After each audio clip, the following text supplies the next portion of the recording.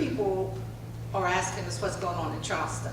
But I don't think this year they're very much interested in what's going on in Charleston. You're more interested in what's going on in Washington. Is that right? That's what I found out going around. But I want to tell you that next year, 2011, you're going to see redistricting. You know what happens? They move your delegates and senators around. When I first started out, I served Calhoun.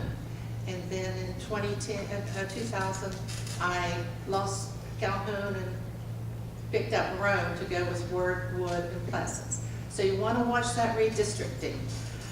Southern West Virginia has lost a heck of a lot of people down there. Over in the right Eastern Panhandle, they have gained a lot of people. So you're going to see lower West Virginia lose some senators, delegates maybe, and pick them up over in the Eastern Panhandle. So pay attention to that. That's real important. They do that every 10 years. In Charleston, I think a couple other things that we're going to be looking at is OPEB. How many of you have heard of OPEB? Okay. You know that's about a $7 billion deficit. Mr. Poling back there, his hand went up. And somehow the county boards of education on 55 filed a lawsuit against the state. And the judge said, kicked it out, said it was up to the legislature to find a solution for that debt. So we're looking at $7 billion in debt. That we've got to do something. I'm not sure what, how we will, but we've got to take it off the backs of the county school boards. I met a couple guys as I went in tonight. I was looking to see where they were. Eric and JC, are you here? Eric and JC Powell? I thought ironic. They're the grandsons of John Powell.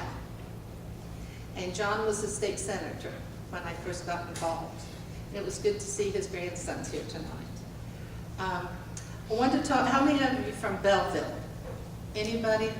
Do you have any problems down there lately? Just a couple of them. Well, I got some good news today that I think that's going to take care of the creeks. Is it Lee Creek? Lee Creek.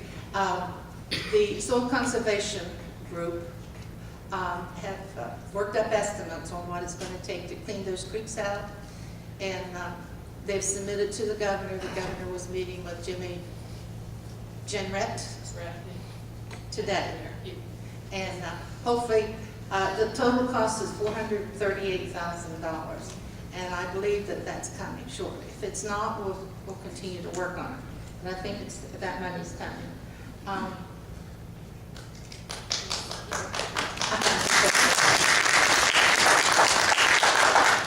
And I'll just say one other thing. The things that I'll be working on is probably more along the line of education like it was last year. We have a high dropout rate in the state of West Virginia. And 25%, would you believe? And we're working on that to set up GED programs, option programs where a kid can take the GED option and not have to quit school to get it. There's some good things happening in education. Some of the things were defeated last year that I voted for in the Senate and passed, defeated over in the House because of just difference of opinions. But hopefully we can look at education again because I think it's very important. Jamie? Okay, thank you very much.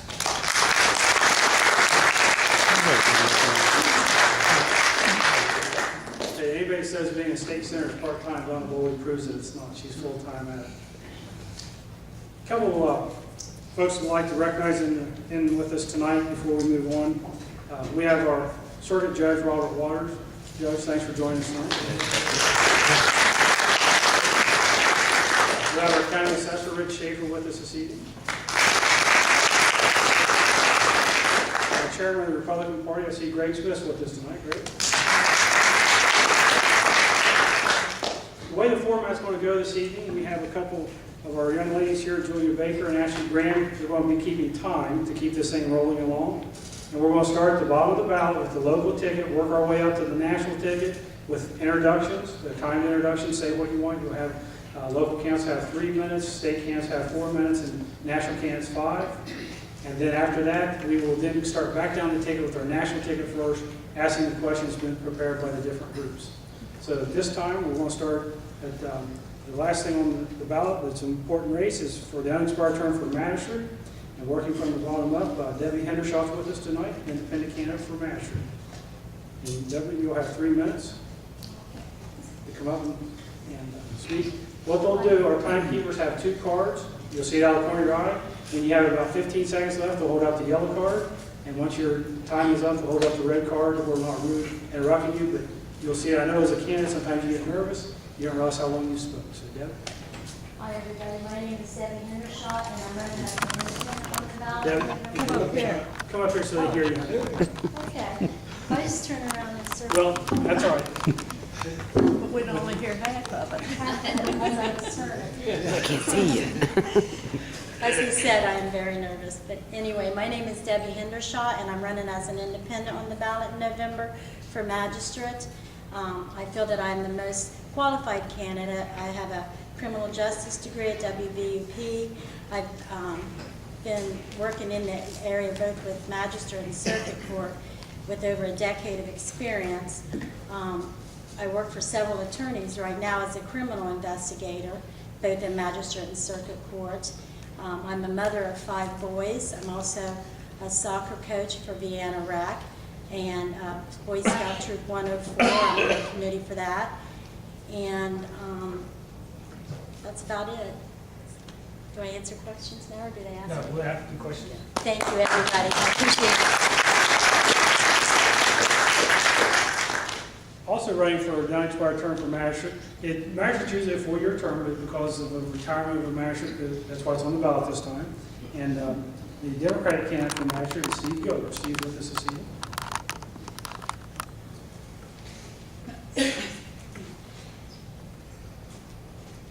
Thank you, Jane. I'm Steve Gilbert, one of the 3 candidates running for magistrate. And I'd like to thank you all for inviting me here this evening. And I'd also like to take this opportunity to thank CEOs, the Farm Bureau, and the 4-H leaders. I think you do a wonderful job with the youth in the community. Statistics prove that kids that are involved in activities in the community are less likely to be involved in drugs, alcohol abuse, and on the wrong side of the bench when they come into a court. Now I'd like to tell you about myself. I'm a lifelong resident of Parkersburg and Wood County, except for the time I spent in the Navy and during the Vietnam War. I returned to Parkersburg and worked full-time jobs while attending college, ultimately earning an MBA from WVU. Some of the classes I took in WVU were very important to the foundations that I built in managing people. Sociology, psychology, philosophy, human resource management, federal law, and state law. And I felt these were all important assets for someone in business or for a magistrate to have. I married Charlotte Kemp, my wife of 43 years now, and have 1 son and 2 grandchildren. We attend Fairview United Methodist Church. I helped organize and participate in the Angel Food Ministry, which is discount food for people that are economically disadvantaged or unemployed. I love this community, and I want to be part of its success. I've always